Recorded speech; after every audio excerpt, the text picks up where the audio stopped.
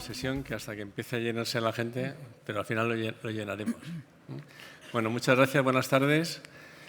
Me ha tocado moderar esta mesa, en la cual es un reto y agradecer a todos los ponentes. En principio, Carrier es la patrocinadora de la mesa. Eva Iglesias es especialista en ingeniería industrial, especialista en nuevo equipamiento y prescripción de ingenierías. Miguel Esteras es ingeniero técnico industrial, director de proyecto en JG Ingenieros.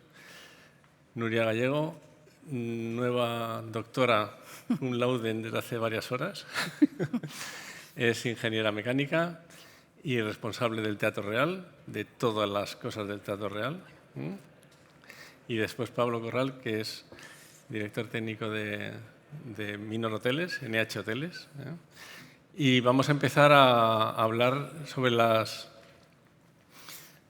acciones que se han tomado a cabo en diferentes edificios en el campo de la descarbonización. Yo me gustaría primero dar una pincelada de lo que es la descarbonización, que es el proceso de reducir o eliminar emisiones netas de gases de efecto invernadero generadas por fuentes humanas y mediante tres temas, que es la transición al uso de energías renovables, la mejora de la eficiencia energética y la electrificación de sectores como industria de transporte. El objetivo principal es conseguir el 55% en el 2030 y el net cero en el 2050, que es un objetivo, no sé si lo cumpliremos, pero es el objetivo. Y hay tres temas en los cuales nos basamos para hacer esta estrategia de descarbonización. Uno es la reducción máxima de la energía y de la demanda energética del edificio a nivel de la envolvente. Otro es empleando los sistemas técnicos altamente eficientes a nivel de instalaciones, que es generalmente lo que más se suele hacer, sobre todo en edificios existentes y de patrimonio y de gran valor patrimonial. Y después el uso de las energías renovables. Entonces, la idea es que Miguel, a nivel de ingeniería, haga una pequeña introducción, porque tenemos 3 minutos cada uno nomás, para hacer lo que es la estrategia de la descarbonización de los edificios. Después entrará Eva, y después tanto el Teatro Real como los hoteles a nivel de las experiencias suyas en los procesos de descarbonización de los diferentes edificios. Con lo cual, Miguel, toma la palabra, te controlaré el tiempo. Estaré peor que en la oficina aquí. O sea, Vale. Hola, muy buenas tardes a todos. Pues como ha comentado Emilio, la descarbonización, la verdad es que ha llegado para quedarse. Está regida por directrices europeas, normativa, ya empieza a ser obligado de cumplimiento. Ahora ya empieza a exigir en edificios de más de 250, en empresas de más de 250 empleados y más de 40 millones de euros de facturación, aunque realmente se está empezando a monitorizar en empresas de más de 500 empleados. Con lo cual, este es un reto que tenemos que conseguir, solucionar, y como ingeniería os vamos a explicar un poco cuál es el proceso que tenemos para afrontar este reto. Entonces, lo que tenemos es como 4 fases. Lo primero, ya sabemos cuál es la meta final, que es conseguir, por centrarnos en el corto plazo, año 2030, reducción del 55% de las emisiones de CO2 en las empresas. Para ello, tenemos ya el punto final, pues vamos al punto inicial. Punto inicial, hay que hacer una huella de carbono del edificio en cuestión.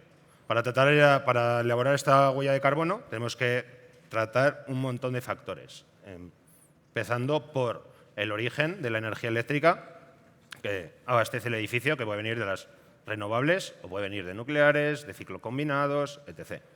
Luego, todos los materiales constructivos del edificio, empezando desde su proceso de fabricación, su composición, su transporte, cómo ha sido su implementación en el edificio, cómo es su mantenimiento, etc.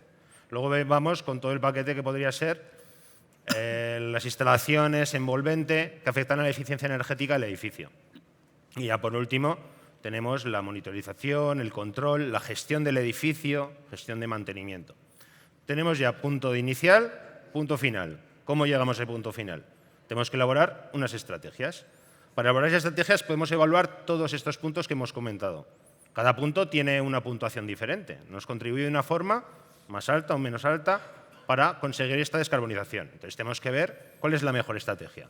Para esa mejor estrategia tenemos varios factores que nos implican, ya que los edificios, ahora se hacen casi todos, son existentes. Pues tenemos el tiempo. No es lo mismo empezar a cambiar todo el sistema de climatización por uno de caudal variable a poner 4 placas pues, fotovoltaica en cubierta. Es un condicionante importante. Otro es el coste. El coste es lo mismo. La empresa, ¿cuánto dinero tiene para efectuar esta transición? Además, ahora Europa empieza a dar subvenciones. Te puede dar hasta un 25% y se paga incluso 60 días. Además, tenemos el paquete. Como hemos visto, las medidas que os he nombrado anteriormente, tenemos como 2 paquetes. Tenemos las que son medidas simplemente que son de gestión y otras medidas que nos generan una eficiencia energética en el edificio, con lo cual nos ahorra un coste, nos genera un coste. Entonces, a la elaboración de las medidas por coste, podemos valorar las subvenciones, podemos mirar lo que nos va a costar implementarlo y también el periodo de retorno de esas inversiones, ya que nos va a generar un beneficio que va a hacer que luego nuestra actividad sea más barata en el uso del edificio. Y por último tenemos, bueno, aquí también mencionar las CAEs. ¿Los habéis oído alguna vez? CAEs, certificado de ahorro energético. Esto es, por poner un ejemplo, hay que llegar al 55%. Si una empresa se pasa, bueno, consigue una mejor optimización y llega a un 60%, puede vender ese 5% a empresas intermediarias. Y una empresa que no llega puede comprar, llega a un 50%, puede comprar ese 5% para conseguirlo. Entonces, es un truco caro para conseguir, pero es un factor que hay que tener en cuenta. Entonces, teniendo todos estos conceptos de coste, podemos hacer ahí una estrategia, podemos analizar. Y la última es la incidencia en el edificio.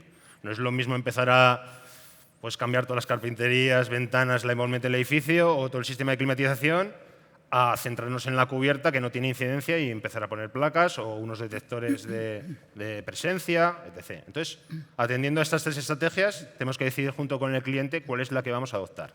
Y, a partir de ahí, ver qué puntos son los que vamos a cumplir y hacer nuestra huella de carbono. Ya tenemos punto inicial, cuál es la estrategia para conseguirlo. A partir de ahí vendría la construcción, la toma de todas estas actuaciones y, por último, es el monitoreo y verificación. Es simplemente comprobar que todas estas medidas que has tomado pues, se están satisfaciendo. Y ya estaría. Entonces, como he comentado, hay 2 tipos de paquetes. Los que simplemente los podemos gestionar con una llamada por teléfono, por así decirlo, con la compañía y cambiar lo que es la factura y asegurar que vienen de fuentes renovables o lo que es una gestión de mantenimiento o lo que podrían ser las CAEs, a lo que interviene ya en la eficiencia del edificio. Lo que interviene en la eficiencia del edificio al final te va a repercutir un beneficio económico. Y aquí estarían tanto las actuaciones que podemos hacer en el envolvente como en las instalaciones. En envolvente podemos entrar en cerramientos aislantes, ventanas, control pasivo a modo de lamas o de stores, de la iluminación, instalaciones, pues no las conocemos bien, es placas solares térmicas, fotovoltaicas, aerotermia, pozos de geotermia, control de alumbrado, control de iluminación, de personas, etc. Infinidad de medidas. Y a partir de aquí, esto lo tenemos que implantar en nuestras empresas. Por lo tanto, es a partir del 2030. Si el edificio es de nueva construcción, es fácil elaborar entre comillas, elaborar una estrategia, porque podemos tener todos estos condicionantes desde el inicio. Y no implica unas decisiones que puedan afectar a la actividad de la empresa. Con lo cual, podemos ya crear un paquete de medidas en las cuales unas compensen a otras y a conseguir incluso la neutralidad, con lo cual ya es un edificio súper eficiente, evidentemente va a ser un poquito más caro, pero como he dicho antes, va a ser muy eficiente y nos va a generar un periodo de retorno de la inversión económica a corto plazo. Tienes que cortar ya.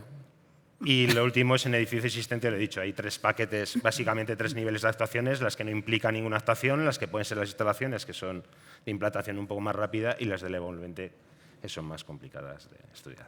Y ya como último, pues la descarbonización la podemos considerar como una moda, la podemos considerar como un problema de aquí al 2030, pero realmente creemos que es una inversión eficiente tanto para la empresa como para la salud de las personas.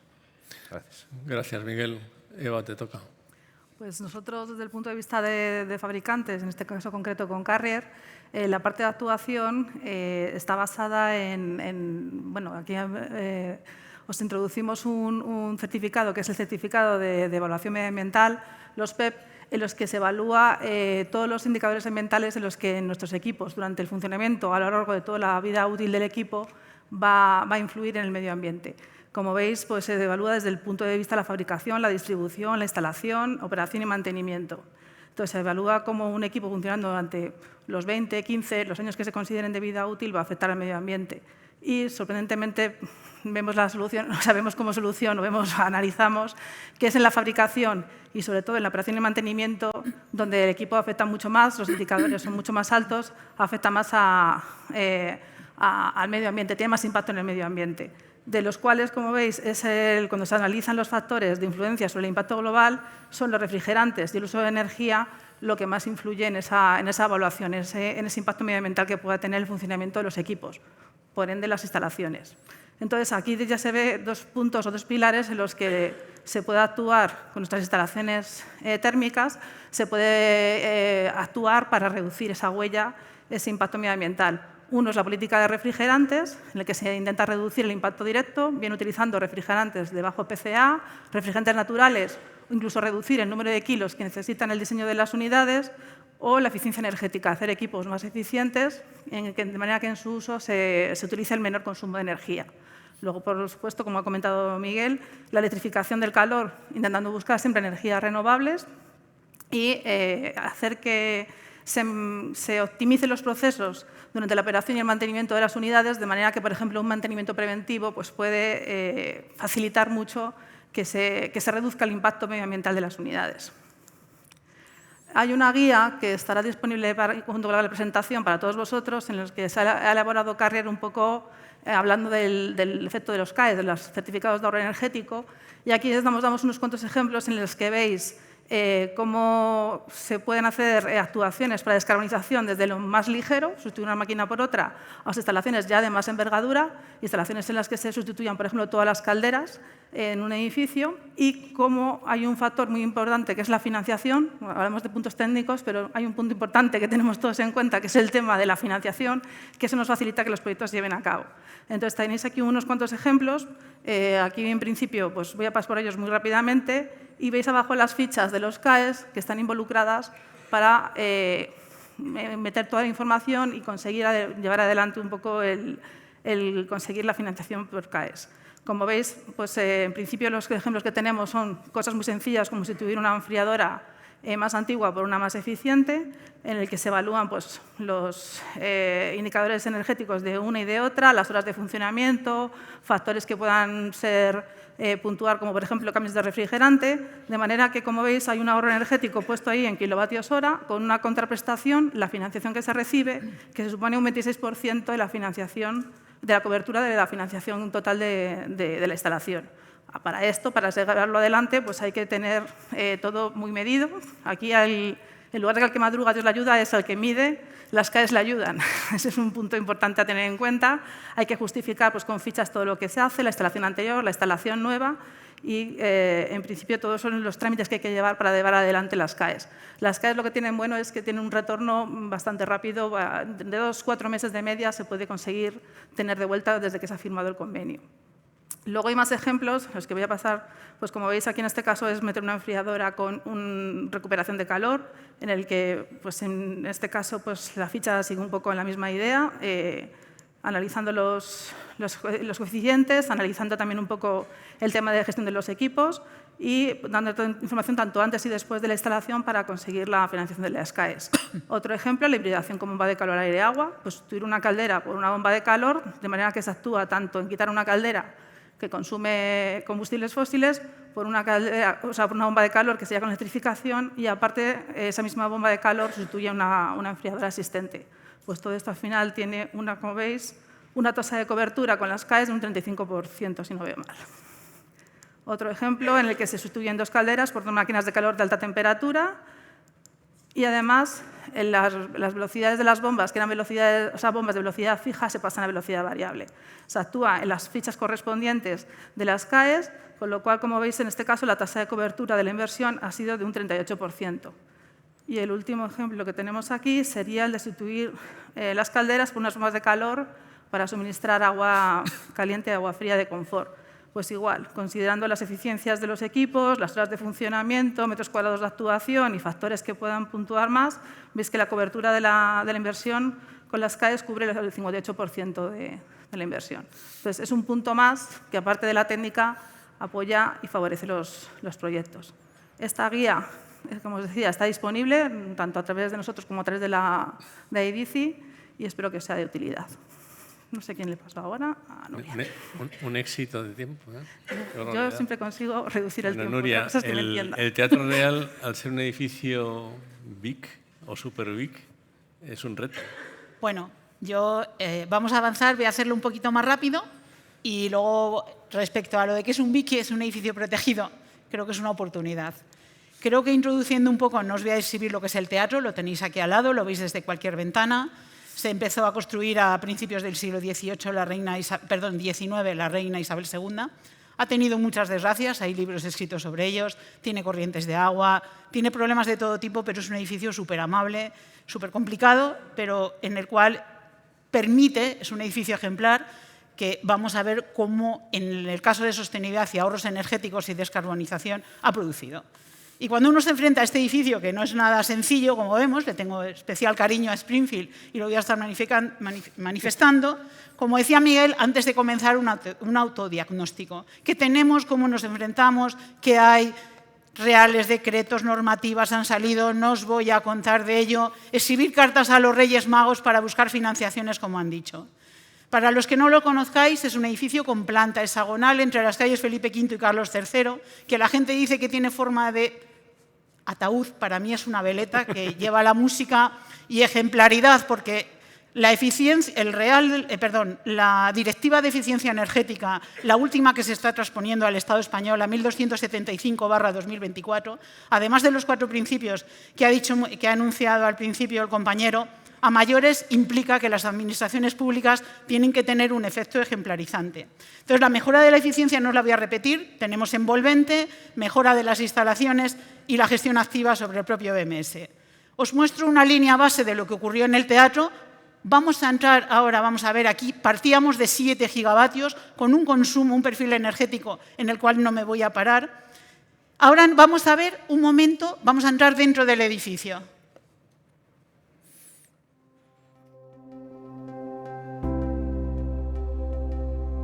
Bienvenidos al Teatro Real. Es un edificio, monumento declarado bien de interés cultural, propiedad del Ministerio de Cultura, que tiene una superficie de 80.000 metros cuadrados. Os voy a hablar de la reforma que acabamos de realizar en nuestras instalaciones de producción de frío y calor para dar confort a todo el edificio. El cambio de los equipos se ha hecho dentro del plan de los fondos Next Generation, en un acuerdo firmado entre el Ministerio de Transición Energética, el IDAE y la Fundación del Teatro Real, con unos condicionantes muy apretados. Uno, referente al plazo, tenía que estar toda la obra acabada el 31 de diciembre del año 2023, teníamos plazo de ejecución inferior a 1 año, teniendo en cuenta los permisos, y los equipos y las máquinas están ubicados en espacios a los cuales no es nada sencillo llegar. La renovación de la central de producción del Teatro Real ha sido una excelente oportunidad para incrementar la eficiencia energética del teatro y reducir su impacto ambiental. El nuevo sistema permite cubrir todas las necesidades térmicas de la instalación, tanto en frío, en calefacción y en agua caliente sanitaria. Está compuesto principalmente por 3 tecnologías.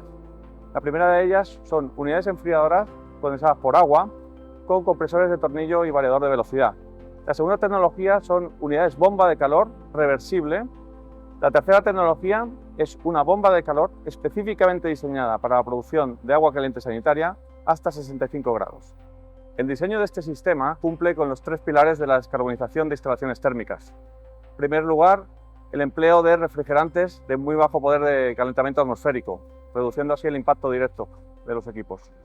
El segundo, utilizar unidades de altísima eficiencia energética estacional. Y en tercer lugar, la electrificación mediante bombas de calor para eliminar la dependencia de los combustibles fósiles.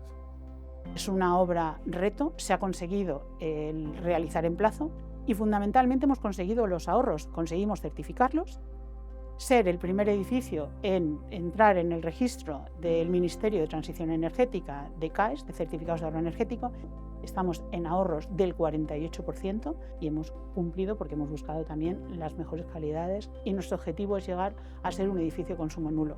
Tenemos más medidas de ahorro y eficiencia energética. El dinero que se había conseguido en la venta de los CAEs correspondientes al año 2023 se va a reinvertir totalmente y esperamos y confiamos en poder seguir cambiando los equipos. Uno de los principios básicos del plan estratégico del Teatro Real es ser el teatro más sostenible de España y quisiéramos ser uno de los teatros más sostenibles del mundo. En esa línea hemos recibido fondos Next Generation a través del Ministerio de Transición Ecológica y del IDEA que nos han permitido renovar todas las instalaciones tecnológicas de este edificio. Eso es un gran logro de esa institución, es una muestra de la apuesta del Teatro Real por la sostenibilidad y que desde el Teatro Real entendemos que todas las instituciones culturales tenemos que asumir el compromiso para garantizar por los objetivos que tiene el país.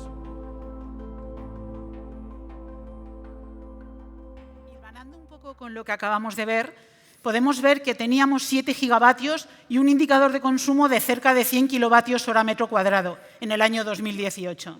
A finalizar 2024 estamos en 4 gigavatios de consumo, hemos ahorrado 3. Los cambios de instalaciones han supuesto un gigavatio, que los hemos convertido en CAEs, ahora lo vemos. Los otros, para ver dónde están los otros 1,5, lo vemos en otro episodio. Este es el pequeño resumen de cómo hicimos los CAEs en el momento en el que se acababan de crear. No había en ese momento fichas. Es el primer edificio que entró en el registro. Es un edificio monumento, como veis, protegido, bien de interés cultural. La medida se firmó en noviembre del año 2023 y el objetivo estaba llegar a ser un edificio de consumo casi nulo. La definición del Real Decreto lo hemos conseguido en enero, hay más medidas, el IDAE nos aprobó 24, solo nos financió 5, en el resto hay que echarle mucha imaginación al tema. Y simplemente por acabar, solo quiero que tengáis en cuenta que en todos los skyline que veo de Madrid siempre vemos el futuro, pero la gente que viene a ver a Madrid no viene a ver el futuro, viene a ver nuestro presente y nuestro pasado. Tenerlo presente y tener en cuenta los edificios históricos, porque son una oportunidad y el legado que le dejamos a nuestros hijos. En vuestro honor...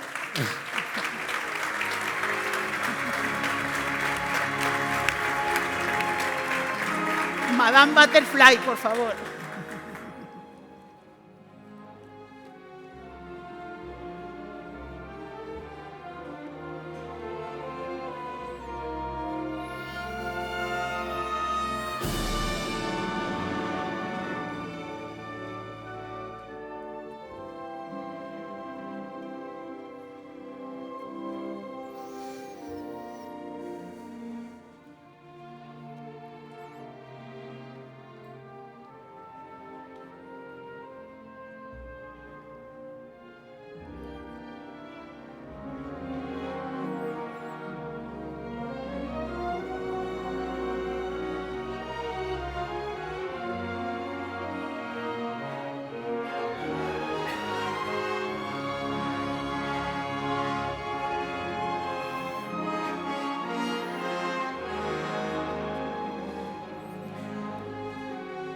Con la baja que dieron los instaladores, conseguimos sacar una pequeña licitación para cambiar el alumbrado exterior. Luce así de bonito, está grabado con un dron, con un guardia real, una noche, y es un espectáculo. Madrid y el centro, y el palacio, y esta plaza y este edificio donde nos encontramos.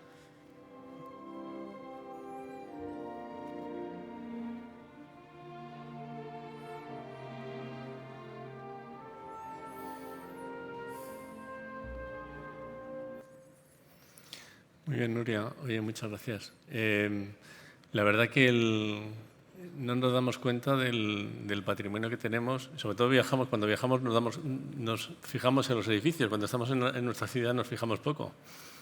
Y nos damos cuenta que es un reto muy importante, sobre todo aplicar la tecnología, que para eso estamos aquí, en edificios existentes, que tú has dicho es una oportunidad a veces muy difícil, pero hay que conseguirlo, Pablo, ahora cambiamos radicalmente de la música al turismo. Bueno, no sé si tan radicalmente, No, es que me he emocionado, Nuria, que es muy bonito. Pero bueno, si alguien viene al Palacio Real, al Teatro Real en Madrid, pues Tiene a lo que mejor pasar por tiene un que hotel. quedarse en un hotel y en uno de los nuestros. Bueno, nosotros somos NH Hoteles, que ahora se llama Minor Hotels, que a lo mejor la gente no lo conoce, pertenecemos a Tailandia, y los NH o NH Collection, que a lo mejor mucha gente conoce, siguen existiendo, pero además tenemos otras muchas marcas, desde las más básicas como NH a lo mejor, hasta las Super Luxury, Anantara y otras de por medio. Estamos presentes en 58 países, más de 560 hoteles, 80.000 habitaciones y 40.000 empleados. Bueno, somos un grupo muy grande y desde aquí de Madrid gestionamos la parte de Europa y América. Y sí que os quería comentar que esto muchas veces la gente no lo sabe, los ingenieros con los que hacemos los proyectos, es que tenemos hoteles de 4 tipos de contratos, básicamente. Son hoteles que tenemos en propiedad, que el inmueble es nuestro, hoteles que estamos en alquiler, hoteles que están en gestión, que es, digamos, tenemos menos responsabilidad que en el alquiler, y hoteles en franquicia, en el que solo ponemos la marca. Es muy importante esto para nosotros porque en función de cada tipo de contrato o de cada tipo de inmueble nos encargamos de unas cosas del mantenimiento o de unas cosas de las reformas. A veces no podemos hacer lo que queramos porque el inmueble no es nuestro. Como grupo tenemos un compromiso de descarbonización al año 2030 y al año 2050. De momento, esto se establece con el baseline de 2019 y bueno, hemos reducido para 2024 en un 31%. Así que vamos en buena línea, pero también la realidad es que hemos empezado por lo más sencillo. Ahora viene el reto más complicado. Ya lo de 2050 no sé cómo va a ser, ir a cero, ya veremos, eso será más adelante si Dios quiere. Y bueno, básicamente la descarbonización que estamos llevando, utilizar energía verde en la medida de lo posible, con garantías de origen. En España y en Europa pues, tenemos casi todo con fuentes de energía con garantías de origen y más complicado en la zona de Sudamérica. Y tenemos pues, una serie de edificios certificados con certificaciones BREEAM, WELL, LEED y Green Key. Green Key a lo mejor es menos familiar para las ingenierías porque es una certificación de sostenibilidad en base a la operación del hotel. Pues que en la operativa del hotel pues hay que ser sostenible y no tanto como son BREEAM, WELL y LEED, que se centran más en el inmueble. Bueno, dejo un tiempo ahora para las preguntas, que era lo más emocionante. Emocionante no sé, pero bueno. Pasamos esto. Bueno, no sé si... A ver, vamos a hacer una serie de preguntas y si alguien quiere ir pensando en preguntar, que vaya levantando la voz para ir pasando también el micrófono. Yo primero quería hacer una pregunta a Pablo. O sea, el tema de la descarbonización está en la directiva europea, pero vosotros tenéis hoteles en todo el mundo, ¿eh? ¿La estrategia de descarbonización la aplicáis por normativa o por concepto de empresa y aplicáis lo mismo en todo el mundo? Por las dos cosas, pero nosotros básicamente tenemos que cumplir unos objetivos de descarbonización y de reducir emisiones tipo 1, tipo 2 y tipo 3 en todo el conjunto. Y nos van a medir desde Tailandia por el conjunto de todos los hoteles.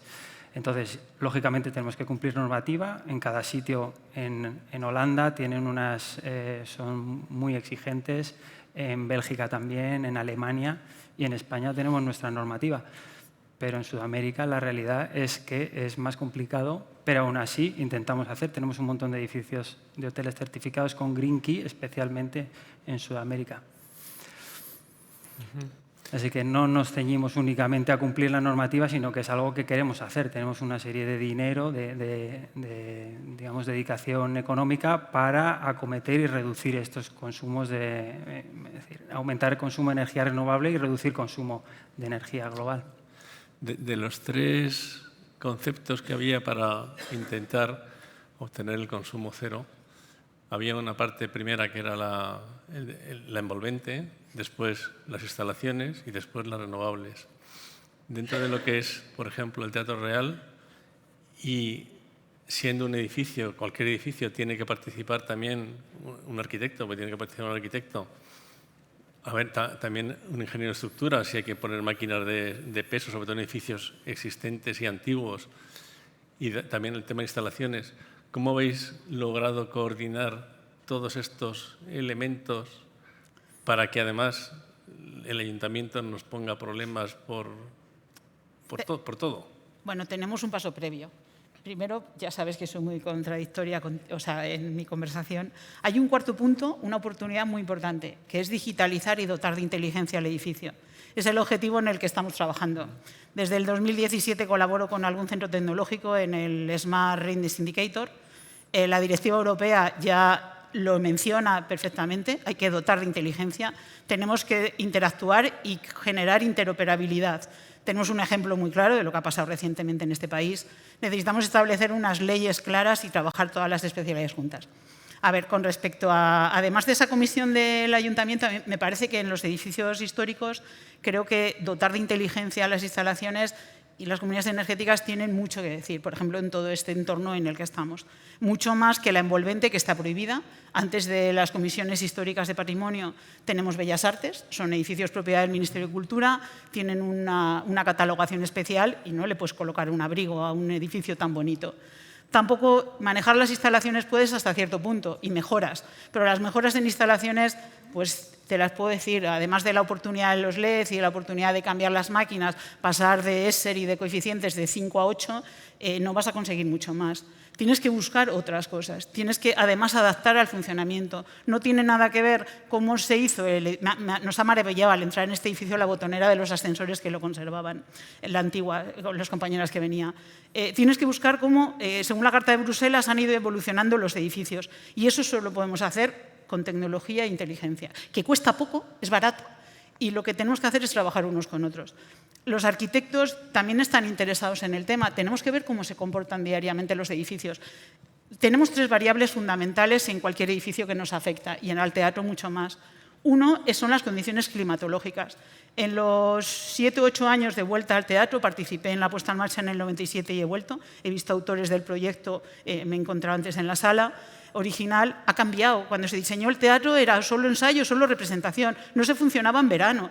Ahora la mayor ópera que hay es Traviata y va a cerrar el 31 de julio.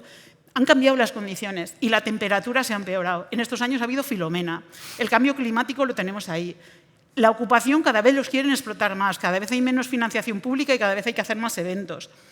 Todo eso necesitamos adaptar nuestras instalaciones automáticamente a ello. Y por muy ingenieros que seamos, os prometo que cuando el COVID, el montarlo, lo hacíamos a mano, pero sí con el sistema de gestión de calidad de aire es importante. Entonces, ¿cómo vas equilibrando? Inteligencia. Dotar como sea inteligencia para poder reponer. Igual que fue la evolución de la naturaleza y hasta el final parece que el que domina, no se sabe, es la especie humana porque es más inteligente, igual le va a pasar a los edificios. Cuanta más inteligencia tengan, más fácil va a ser adaptarse. Y es un poco, a ver, todas las explicaciones que han dado, pues he pedido de todo, he cambiado un grupo electrógeno, o sea, todas las que por no entrar en el detalle en cada uno de ellos, pero buscando soluciones que sean cómo se consigue meter energía renovable con fotovoltaica en una cubierta como el teatro.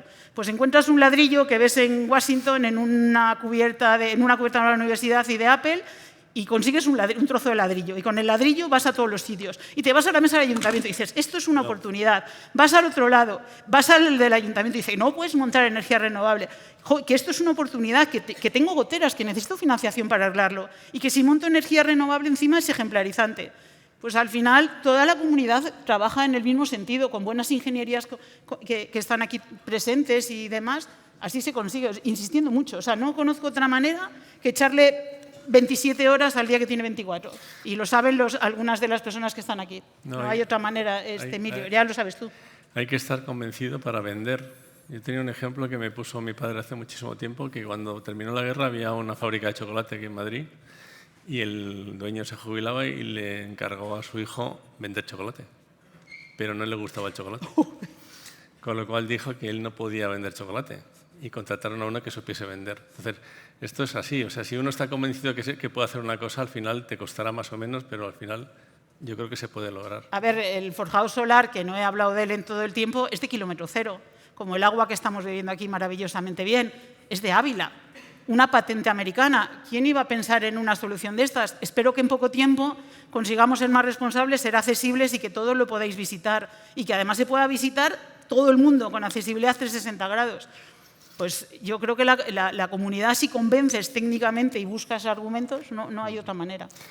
Una penúltima para ti, Miguel, y después paso a ti, Eva, que yo creo que es una de las más importantes. De la experiencia en proyectos que hayamos hecho de descarbonización, vamos haciendo, nos solicitan ofertas, estamos fuera de juego, nos hacen caso a todo lo que decimos, tenemos problema porque ahora muchas veces dicen hay que hacer, pero después hay imposibilidades de hacer. O sea, sí que es verdad que el 2030 parece como un poco lejano. Está aquí al lado. Sí está aquí al lado, pero aún estamos en el 2025 y parece que sí que hay empresas que están ya metiéndose de lleno, pero la verdad es que está costando. Sí que es verdad que cada año se va viendo una mayor tendencia y te van viniendo más gente, más personas a preguntar.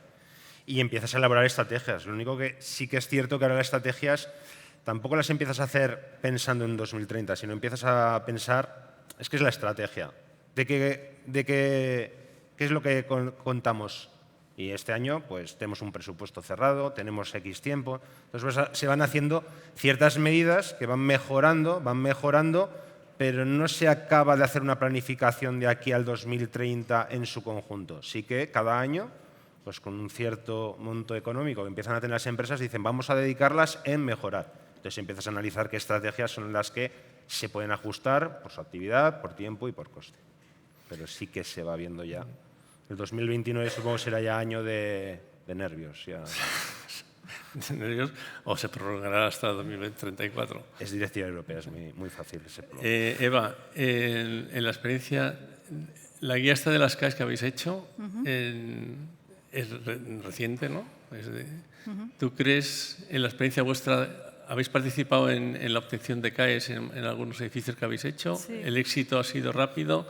¿Hay mucha competencia a nivel de yo hago CAEs, trátamelo a mí? ¿O sí, hay muchas empresas ya que están focalizando todas las CAEs y al final vamos a trabajar con 2 o 3 que son los que monopolizan todo el mercado? Al final es verdad que parece que es un tema que estamos hablando continuamente, pero justo esta misma semana un compañero en la parte comercial aquí en la zona centro dice que todavía hay desconocimiento de las zonas CAEs según pues a la parte de las propiedades o la parte de la financiación. Entonces es un tema que no nos viene más dejar de insistir. Tiene la ventaja, los agentes que en principio van a estar en la parte, como si dijéramos, aportando el dinero, sí que están claros quiénes son. Toda la gente, los sujetos mediadores que están entre medias, es verdad que surgen diferentes... Es una financiación que está viva, o sea, lo que ha comentado Nuria, del principio de cuando surgió ahora, pues cada vez se surgen más fichas, más posibilidades de hacer un certificado de manera estándar y no de un certificado singular, que son para edificios que supongo que el Teatro Real, si se hiciera ahora, sería singular sin duda. Es la primera. Exactamente. Entonces, toda esa parte, ahora todavía lo que vemos es hay desconocimiento de la parte de las CAEs. Sí que una vez que se inicia con ello, lo que motiva mucho es que tiene un retorno rápido, o sea, que es verdad que no es algo que se quede en la distancia el cobrar esa financiación. En plazos bastante razonables, de una media de 2 a 4 meses, se está recibiendo desde firma de convenio. Entonces, eso también es algo que motiva, no es algo que se quede un poco en el tintero en comparación con otras financiaciones.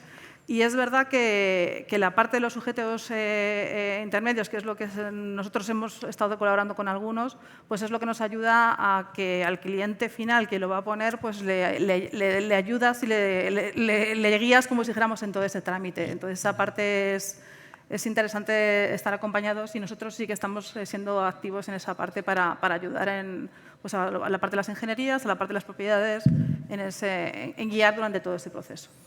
¿Alguna pregunta del público? Pues entonces, por último, y ya termino, más vosotros, o tú a lo mejor, Eva, si acaso. En la experiencia vuestra en el Teatro Real, en el caso, y en algún hotel, si tuvieseis que empezar otra vez a hacer lo mismo, ¿lo haríais de forma diferente o lo que habéis hecho es lo perfecto? Bueno, si me refiero al tema de los CAE, sí fue una actuación singular. Hay un plan de medida de verificación de cada uno de todos ellos. No se podía hacer de otra manera. Creo que con los medios que teníamos, yo estoy personalmente muy satisfecha. Creo que la dirección también está muy satisfecha y lo más importante es que esté la sociedad. Creo que se ha mejorado muchísimo, que además puede ser ejemplarizante y por la cantidad de veces que me hacen ir a hablar de CAES y de cualquier otra cosa, da la sensación que interesa. Entonces, yo, o sea, el tema de lo que se llevó a CAES fue el primero, motiva y fue verificado. En lo demás nadie me ha examinado, salvo de la parte de eficiencia, que sí, me examinaron la semana pasada con algún director de tesis que tengo por aquí y también gustó mucho. Yo creo que lo hemos hecho lo mejor que hemos podido y de eso estamos orgullosos. Y estamos dispuestos a mostrarlo, como bien sabes, Emilio. ¿Y tú, Pablo? Pues yo diría que en la medida de lo razonable estamos haciendo las cosas bien, paso a paso, con los presupuestos que vamos teniendo y hasta donde llegamos. Y efectivamente, a veces queremos hacer una reforma completa, pero es que no hay dinero, en la negociación con el contrato la propiedad tampoco lo quiere pagar. Y bueno, pues hay que hacer actuaciones faseadas y en la medida de lo posible eso es una problemática que nos encontramos todos. Pero bueno, habremos hecho algunas cosas más, lógicamente, pero bueno, en la medida de lo posible, en la medida de lo razonable, creo que sí. La verdad que es un éxito. Oye, muchísimas gracias. Hemos clavado el tiempo, nos hemos pasado un minuto. Gracias a todos y espero que os haya resultado atractiva la ponencia.